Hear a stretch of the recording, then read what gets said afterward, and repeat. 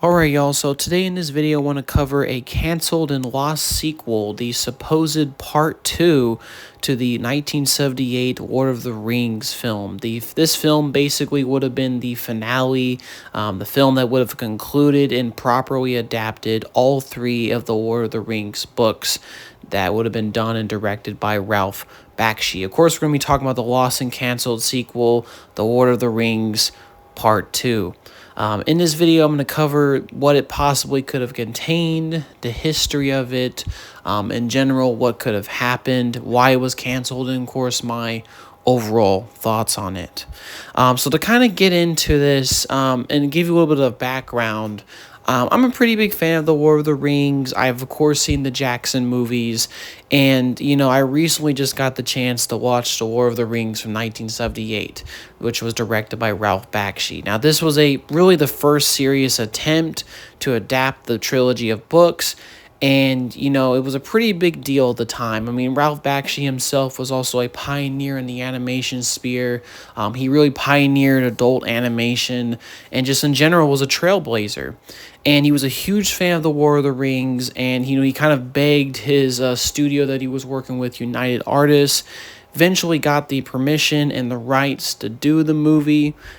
And eventually after, the hectic production, and for what we know, the 1978 Lord of the Rings film had a pretty crazy production, but ultimately it released, and while it, did decently at the box office, it did receive some mixed responses, but it did introduce a whole new generation of people to the stories of Tolkien and the Lord of the Rings, and that impact of it cannot be underestimated. Like I said before, the Jackson films, a whole generation saw this and loved it. This was their first real attempt and look at the Lord of the Rings.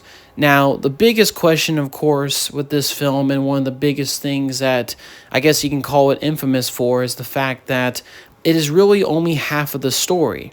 There was supposed to be a sequel. In the adaptation that we got in 1978, they never got the chance to properly finish it. So like I said, even though initially we, sadly to this day, we never got a sequel to this movie, of course, that was never the plan. So what happened to it? So let's get into it.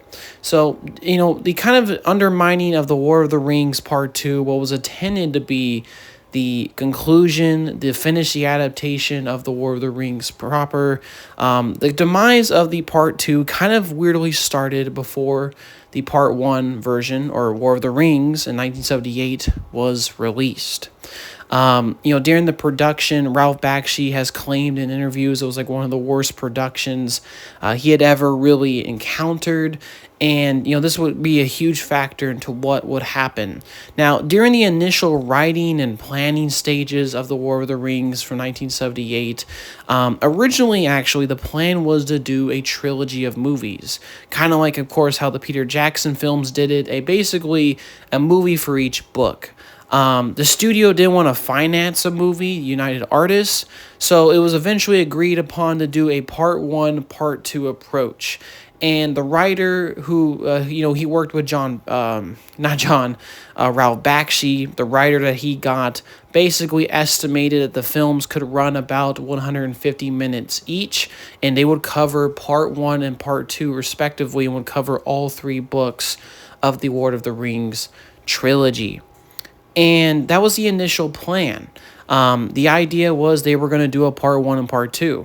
And the title for The War of the Rings from 1978 was actually supposed to be called The War of the Rings Part 1, which made sense. I mean, it was really only part 1 of the story. It was really only half of the story. So that made a lot of sense. And this subtitle was kept for a long time during the production, and near the end of its production life cycle, something massive would happen that would shake this up.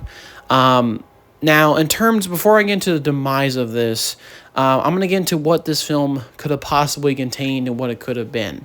So my assumption is The War of the Rings Part 2 would have most likely been similar to the first one. It would have had a rotoscoping in terms of animation. It also could have had a sort of technique called solarizing, basically the idea to sort of invert the light on real life film and put it into animated backgrounds. That was kind of a technique used for the orcs in the War of the Rings 1978. And, basically, that's kind of like I said, my prediction, what could have been. Now, is there actually any terms of actual stuff that was made, any preparations? Well, like I said, there was a lot of hints for the War of the Rings Part 2. It was planned that way. Even a sort of behind the scenes book published by a book company in October of 1978 called The Film Book of J.R.R. Tolkien's or The Lord of the Rings. In that book, still it's referred that a sequel was coming out. That in the book itself, it was mentioned that they're still working on a sequel. So that was kind of proof that something was happening behind the scenes. And Ralph Bakshi would go on in multiple interviews and say that he was very interested in doing a part 2. He wanted to finish the story. It was always attended about that. In terms of content of this, I mean, it most likely, of course, would have covered the rest of the Lord of the Rings, mainly the other half of the second book, and of course, Return of the King. But also, Ralph Bakshi mentioned some other ideas for this sequel as well. Like he thought about ideas like maybe he can pick up on sequences that we missed and didn't cover in the first movie or the first book and put them back into the part 2, so to speak. That was some of his ideas on the content and the ideas for the part 2 film. Now, that was basically all we basically know about it. There's very limited information in terms of other stuff that was actually done in preparation for the sequel. In terms of an actual script, we really don't know if, Bakshi and the writer that he got worked on a script for part 2. It's kind of unclear. It could be a thing that maybe they had an outline, a story treatment, they had planned it out. And I mean, it's kind of obvious where they thought they were going to go with the story. And obviously they're going to adapt the rest of the series, Return of the King. And also the idea Bakshi mentioned that he thought about, putting in sequences that we missed in the first book back into this part 2 film, which is all pretty interesting stuff. But other than that, there's not really much else to this. Like I said, in terms of what we actually know what could have been. Of course, like I said, just a lot of it is speculation. A lot of it is picked up from small details and little tidbits of information from around the time the movie came out. Now, what ultimately led to the demise of The Lord of the Rings 1978 or The War of the Rings Part 2 from Ralph Bakshi? Well, like I mentioned earlier, the demise of it kind of happened even before the first film even came out. For one thing, the production of the first film was kind of troubled. There was a lot of weird things, a lot of studio interference. Ralph Bakshi would later say in interviews and conventions, it was probably like the worst production he had ever witnessed. And that's saying a lot. That's saying a lot. Definitely, that's a huge factor to consider in why this movie never got made. Now, like I mentioned earlier, the War of the Rings film from 1978 was originally supposed to be called The War of the Rings Part 1 because it made sense. It was supposed to be a Part 1 of the planned, the rest of the adaptation, so to speak. But the United Artists, the people that were helping to promote this movie and help produce it, got cold feet on that idea. Apparently what happened at United Artists was that the executive who had greenlit the Part 1, Part 2 idea, the War of the Rings animated adaptation, got fired from the studio. And he was replaced by another executive, and this was around the time that the film was almost being completed, and he kind of got cold feet on the whole Part 1 idea. He felt that, audiences would not pay to see half of a movie, and, basically, he was worried that the film would underperform. So apparently, and like I said, this is kind of reportedly, very close to the release of the movie, the whole Part 1 subtitle was kind of dropped. They also decided to basically kind of sort of slappily put some kind of narration dub at the end and kind of make the ending more, I guess, like I said, more conclusive and less of a, oh, this is going to be to be continued, and more of a, oh, it kind of ended, sort of in a way, if that makes any sense. And that's kind of what happened. The Part 1 was dropped. The studio felt at the time that this was they felt audiences wouldn't pay to see it. Ralph Bakshi actually was really mad about this. He felt that it didn't make any sense. He felt that, like I said, if the original title, Part 1, was kept, that everyone would have respected it and understood. And also, it probably would have helped the critical reception, because one of the big things and criticisms when the film came out was the fact that it had such a rushed, inconclusive ending. And then, like I said, if the part one was put on it, that probably would have helped the reception a bit. Now, The War of the Rings from 1978 would come out, and it would actually do decently well at the box office. It had an estimated budget of about 4 to 12 million. Those are kind of the estimates, and it made about 30 million. Which in general movie speak, a movie has got to usually make twice its budget in order to break even because of marketing costs. Theaters usually take 50% of the cut, and so on and so on. So it probably broke even, or at least made a little bit more than breaking even. So it wasn't by all means a flop, especially in 1978. UA definitely noticed this, United Artists. They found the film, while it was financially successful, they kind of felt that the movie failed to overwhelm the audiences, and at the end of the day, it kind of underperformed in a way. Regardless, and this kind of where the sequel plans kind of got thrown out of the door. Initially, like I said before, they were talking about doing a part two. Bakshi said in interviews he wanted to do a part two. Even in that book I mentioned earlier, it was mentioned that they're still talking about doing a part two.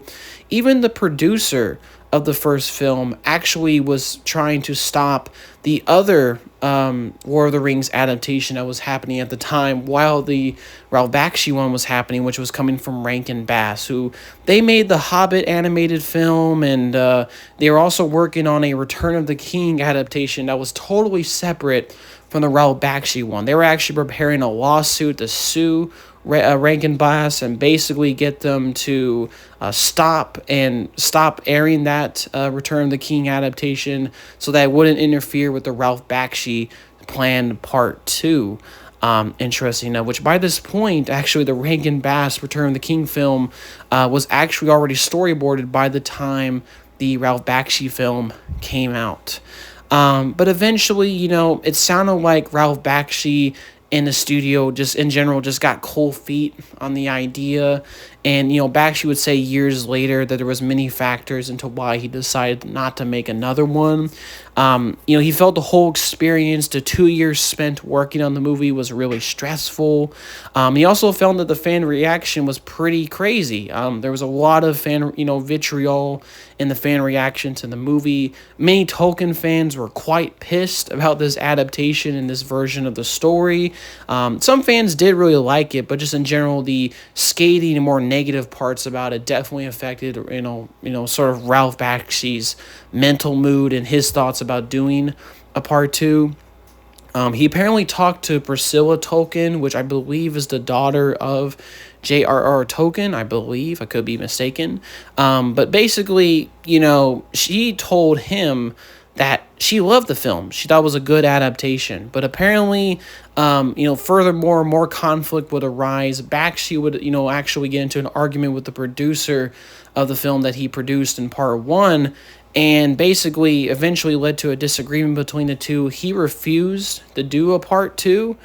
And, it's kind of speculated on why that was. Some people speculate the argument came from the fact that the part one subtitle was dropped.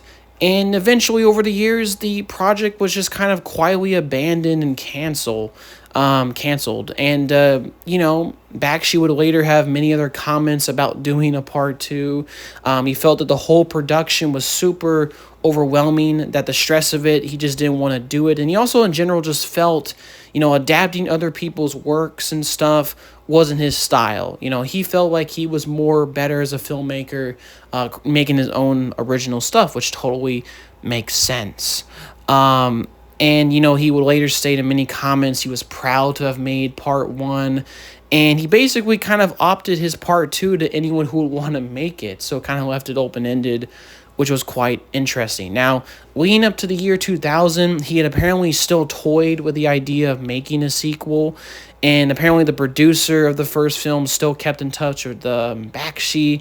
And, there was still, like I said, some slight discussions and maybe some interesting talk to do it. But eventually, it would all kind of lead back to the same place. Bakshi would feel like the animation was too complex, the stress and emotion that was needed, which is, he couldn't do that again.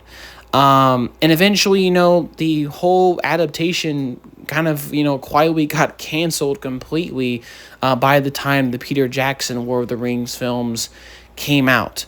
Now, there was kind of a last chance of sorts, during the development of the Jackson movies. Apparently, Warner Brothers had approached Baxi about making a second part.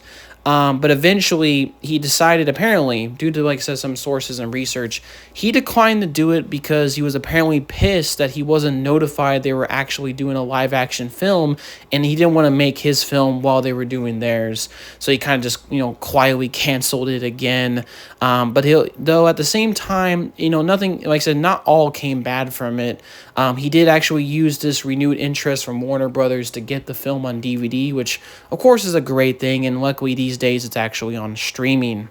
Apparently, also the final line of the film was redubbed to kind of bolster the film's sense of finality, which I think is still, it's a very vague ending, but regardless.